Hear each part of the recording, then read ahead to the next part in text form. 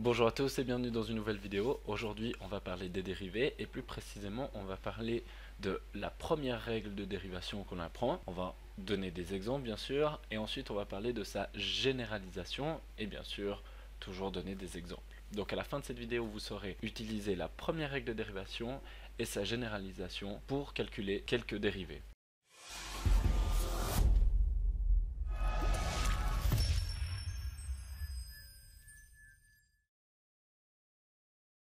Donc on attaque tout de suite avec la première règle de dérivation qui est la suivante. Si on se retrouve avec un monôme avec un certain degré de x, donc on va choisir x notre variable. Si on a par exemple un certain nombre qu'on va appeler a, multiplié par notre x qui est à une certaine puissance n, et qu'on aimerait calculer sa dérivée, eh bien on va obtenir, donc le a, le nombre qui multiplie va rester, on va multiplier par n, et ensuite toujours x à la puissance n-1. Donc c'est facile, simplement vous voyez que ce n là va venir se mettre devant et on soustrait 1 à la puissance pour calculer la dérivée de quelque chose qui a cette forme là. Si par exemple j'ai 4 fois x puissance 3, qu'est-ce que ça va donner? Eh bien c'est très simple, on aura donc le 4 qui va rester, car c'est l'identification avec le a, on va mettre le 3 devant, donc fois 3, ensuite fois x à la puissance 3 moins 1, donc 2. Et ensuite, on peut simplement multiplier 4 fois 3 qui nous donne 12 x carré. Si maintenant j'ai moins 2 x carré, eh bien le moins 2 est identifié avec le a, la puissance de 2 est identifiée avec n, donc on va faire le calcul, on aura moins 2 fois 2 fois x à la puissance 2 moins 1, donc 1, donc la puissance 1 on ne le note pas, et on a donc moins 4 x. Et voilà, donc vous voyez une règle très simple à utiliser. Et maintenant on va voir qu'est-ce qui se passe si n vaut par exemple 0. Si j'ai 3 fois x à la puissance 0. Alors qu'est-ce que c'est x à la puissance 0? En fait c'est 1. En fait ça c'est égal à 3. Donc c'est simplement un nombre, tout simple. Donc quelle est la dérivée simplement d'un nombre? Eh bien, si on utilise la règle avec le x puissance 0, on aura donc le 3 qui reste, car c'est le a, fois 0 fois x à la puissance 0 moins 1 qui serait moins 1. Sauf que vous voyez tout de suite que lorsqu'on multiplie par 0, eh bien tout ça va faire 0. Et donc, la dérivée d'un nombre simple, tout seul, va toujours donner 0. Parce qu'ici, peu importe le nombre qu'on a ici, ça va simplement donner 0. Du coup, maintenant, on va simplement voir qu'est-ce qui se passe si on a une somme de différents termes. Donc, par exemple, si j'ai 2x cube plus x moins 4x puissance 5. Qu'est-ce qui va se passer? Eh bien, on va dériver terme par terme, et ça va nous donner la dérivée. Donc ça va nous donner, donc le premier, 2 va rester, fois 3, fois x à la puissance 3 moins 1, donc 2, plus, ici, eh bien, 1, en fait, ici, un 1 qui est caché, qui va rester.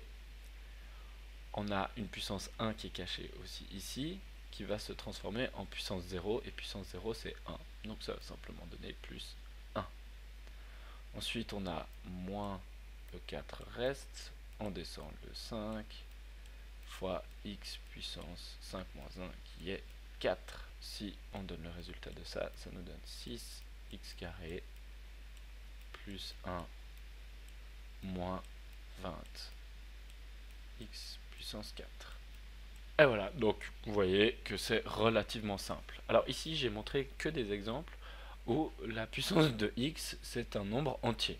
Mais bien sûr cette règle elle marche bien évidemment pour tout type de nombre n. Je rappelle la règle de dérivation. Donc si on a quelque chose comme a fois x puissance n, et bien sa dérivée va donner a fois n fois x puissance n-1. Donc, qu'est-ce qui se passe si j'ai par exemple 2 fois x puissance une demi, eh bien je vais utiliser la même règle. Donc le 2 est identifié avec le A, donc on laisse le 2. On va mettre le 1 demi, donc fois 1 demi, fois x à la puissance 1 demi moins 1, qui est en fait moins 1 demi. Et du coup, ça nous fait 2 fois 1 demi, donc 1, et ça nous fait simplement x puissance moins 1 demi. Et on a le résultat. Alors ici bien sûr j'ai écrit directement x puissance 1 demi, mais on sait que ceci ça correspond à racine carrée de x. Ne paniquez pas si vous avez des racines etc, parce que si on a par exemple un nombre comme 3 qui est multiplié par racine cubique de x puissance 4, alors pas de panique, c'est très simple, il faut simplement réécrire la racine cubique en fraction comme ici. Donc ça en fait c'est équivaut à 3 fois x puissance 4 tiers. Et du coup, bah, on fait sa dérivée, et qu'est-ce qu'on obtient? Eh bien, on a 3 fois 4 tiers fois x puissance 4 tiers moins 1, qui nous donne 1 tiers. Ici, on voit que les 3 se simplifient, il ne nous reste plus que 4. Et si on réécrit également la puissance 1 tiers en racine, il nous reste 4 fois racine cubique de x. Et c'est pareil pour les fractions. Donc par exemple, si on a 4 divisé par x au carré, eh bien on va simplement réécrire cette fraction avec une puissance négative, et donc ça nous donne 4 fois x puissance moins 2. Et donc sa dérivée, on utilise la même règle, ça nous va donner 4 fois moins 2 fois x à la puissance moins 2 moins 1, donc moins 3. Et si on réécrit ça, donc 4 fois moins 2 nous donne moins 8, divisé par x au cube. Et on a la dérivée. Donc vous voyez, cette règle, elle marche vraiment pour tout type de puissance. Maintenant, ce que vous pouvez vous demander, c'est que bien sûr, ça marche uniquement si on a un simple x ici. Donc partout dans tous les exemples, on n'a parlé que de x. Mais que faire si par exemple, on a quelque chose comme 3x plus 1 à la puissance 8.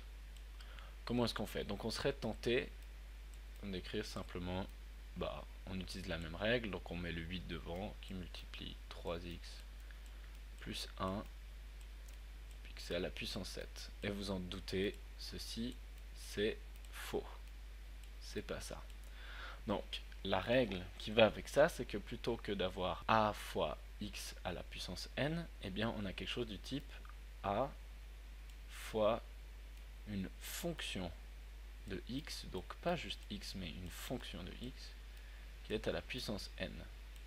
Donc c'est bien une généralisation parce qu'au lieu d'avoir x, maintenant on a tout type de fonction. Donc ça peut vraiment être n'importe quoi ici à l'intérieur de la puissance.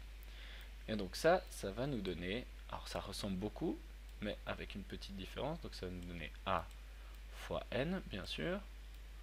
On a notre f de x qui lui est bien sûr à la puissance n-1, donc jusque là rien de surprenant, mais là on doit encore multiplier par la dérivée, donc f' de x.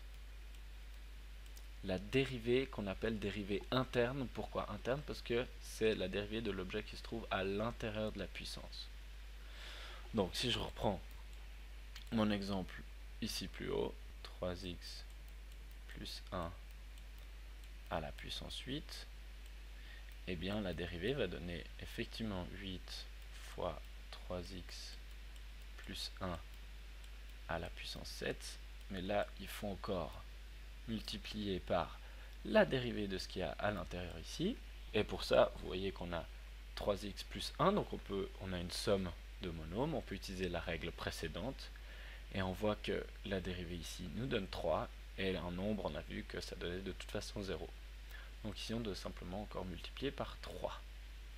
Et donc du coup on peut multiplier le 8 et le 3 qui nous donne 24 fois 3 x plus 1 à la puissance 7. Et voilà, donc maintenant, si on montre un autre exemple peut-être un peu plus compliqué, si j'ai 6 fois x carré moins 4x plus 7 à la puissance 3, et bien ce que ça va donner, c'est qu'on aura donc 6 va rester, parce qu'on identifie avec le a, multiplié par donc 3, parce que c'est le n ici, 3, fois ce qu'il y a dans la parenthèse, donc x carré moins 4x plus 7 à la puissance du coup 3 moins 1, donc 2. On multiplie encore par la dérivée de l'objet à l'intérieur, donc x carré devient 2x, moins 4x devient moins 4, et 7 devient 0.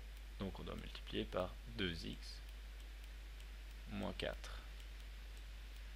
Et bien sûr, là on peut encore multiplier 6 fois 3 qui nous donne 18. Et ici on peut mettre encore un 2 en évidence, ce qui nous donne 18 fois 2, donc 36, multiplié par x carré moins 4x plus 7 au carré, multiplié par x moins 2. Rappelez-vous, parce que ici on a mis 2 en évidence, 6 fois 3 fois 2 donne bien 36. Voilà donc pour cette généralisation. Mais bien sûr, de nouveau, ici j'ai donné des exemples uniquement avec des puissances entières, mais de la même manière qu'avant, ça marche pour tout type de puissance. Donc je rappelle encore une fois la règle ici, donc si on a a qui multiplie une fonction à une certaine puissance, et bien la dérivée va nous donner a fois n fois la fonction à la puissance n-1 multiplié par la dérivée interne qui est en fait simplement la dérivée de cette fonction qui est à l'intérieur de la puissance. Si on a bêtement donc quelque chose comme x carré plus 2x racine cubique, eh bien on va faire comme avant. La racine cubique on l'écrit en puissance, donc ici se cache un petit puissance 1 ici, donc ça va donner x carré plus 2x à la puissance 1 tiers, et du coup la dérivée va donner 1 tiers fois x carré plus 2x à la puissance 1 tiers moins 1 nous donne moins 2 tiers. Et là, on n'oublie pas, on multiplie encore par la dérivée de l'intérieur. Donc x carré va nous donner 2x.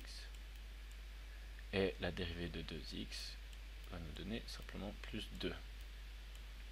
Et du coup, si on réécrit ça, alors cet objet-là, eh bien, on va l'écrire en fraction pour changer la puissance négative.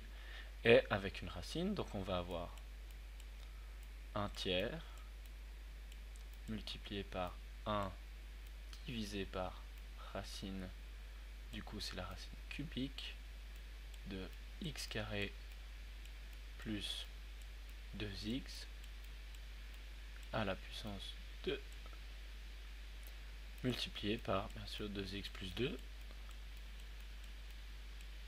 Et si on écrit ça de manière encore plus jolie, eh bien ça va nous donner 2x plus 2 divisé par 3 fois racine cubique de x carré plus 2x au carré. Et bien sûr, ça marche également avec les puissances négatives. Donc si par exemple on a une fraction, par exemple 1 divisé par 3x plus 1 au carré, eh bien on va l'écrire comme 3x plus 1